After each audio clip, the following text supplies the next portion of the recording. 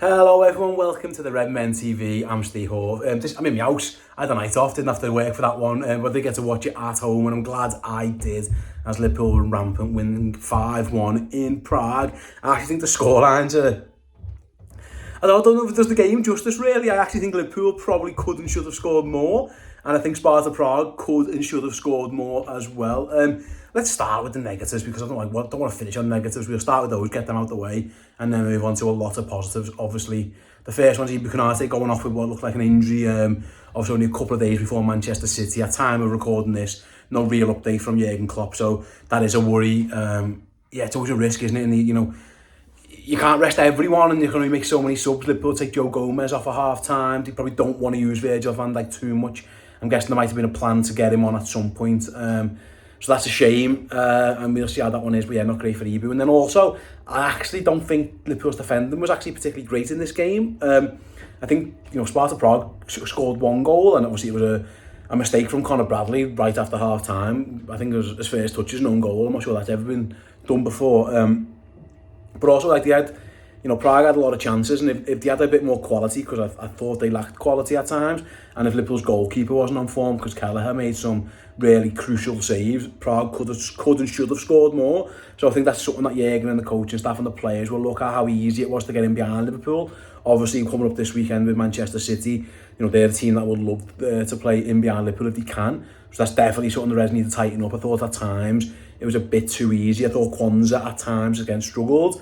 He's only a young lad. He can't be perfect, but yeah, it wasn't all plain sailing. But thankfully, Kevin Kelleher was on great form. He made a couple of really good saves in close proximity. Just I think in the first half in particular, the one that the header that he tips over the bar, the save he makes early on, just before that as well. He comes and claims the ball as well. That's a difficult one. Obviously, he takes the wind out of his sails. Thankfully, he seemed okay. But that's the negatives. The positives are just how good Liverpool are at times in attack. Obviously, from the go, pressing, they have chance early on with Darwin, of course. When he goes around the goal, he just loses his footing a little bit.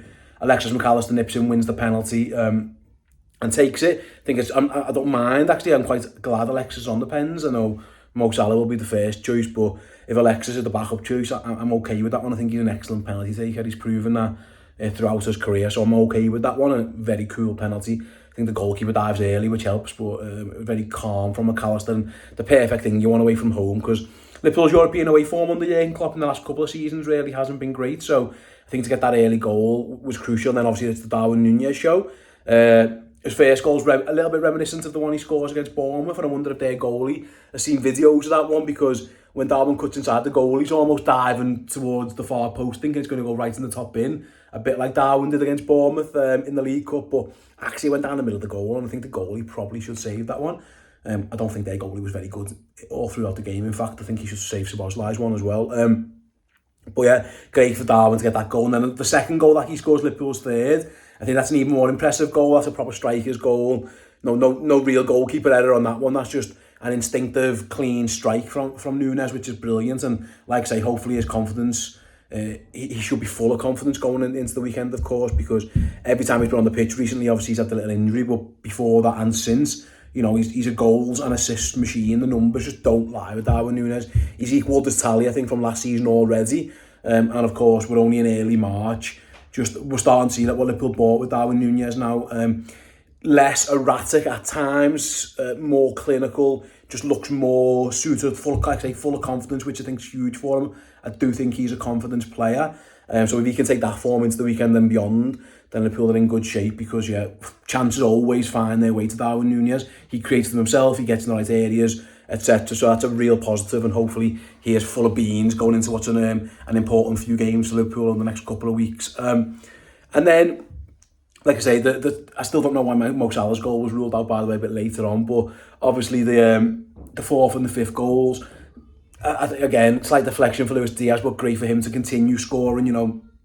We've the numbers are numbers at the end of the day. Liverpool will, at the end of the season, we'll be looking at, Liverpool have got 5 players with double-digit goals now, and Luis Diaz, doesn't matter how you get them, just keep racking them up as and when you can. Keep him full of confidence, because, he's carried the can for Liverpool recently. So if he gets rewarded with goals, it'll only, again, do his confidence the world of good. It was a good moment for him.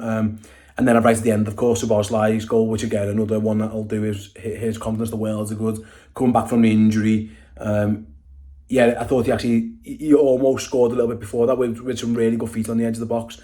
His goal, obviously, again, you'll take it every time. And 5-1, it makes next Thursday so much easier. You know, Liverpool can do what they want team-wise. We've just seen today, you know, injuries happen. Liverpool are struggling still with injury list. Although getting better, Liverpool have still got a lot of players out.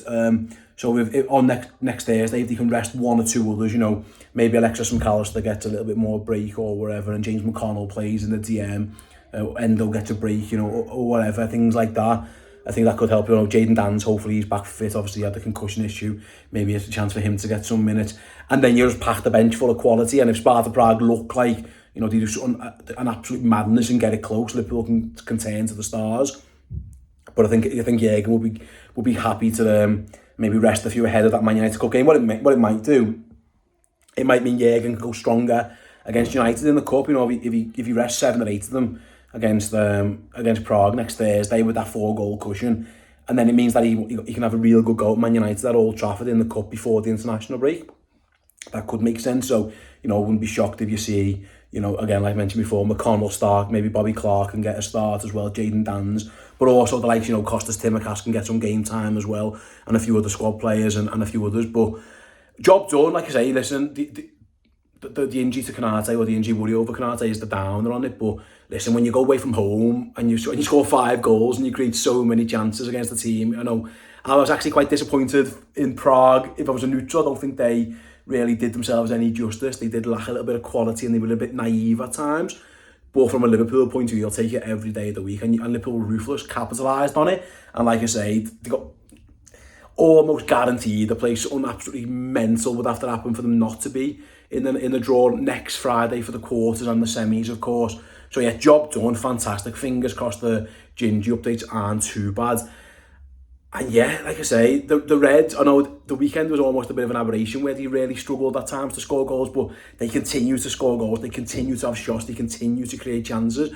Just a couple of things at the back that they need to really shore up on. Keith Kelleher is outperforming his XG in terms of saves dramatically.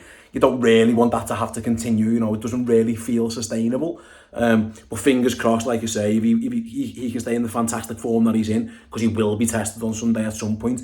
Manchester City are going to create chances, they're going to have shots at goal, and Liverpool are going to need their goalkeeper to stand up to it. And at the other end, fingers crossed, like I say, Liverpool can carry on in this attacking vein with all these lads seemingly in good nick, and of course, Mo Salah returning, which is huge. Should have had a goal, I still don't know why he didn't, but yeah, it's really positive news on the attacking front for Liverpool. So yeah, that's my thoughts. Anyway, I'd love to know your thoughts in the comment section below, and of course over on redmenplus.com if you want to hear the guys even more reaction to the game, the instant match reaction, the player ratings, all that kind of stuff.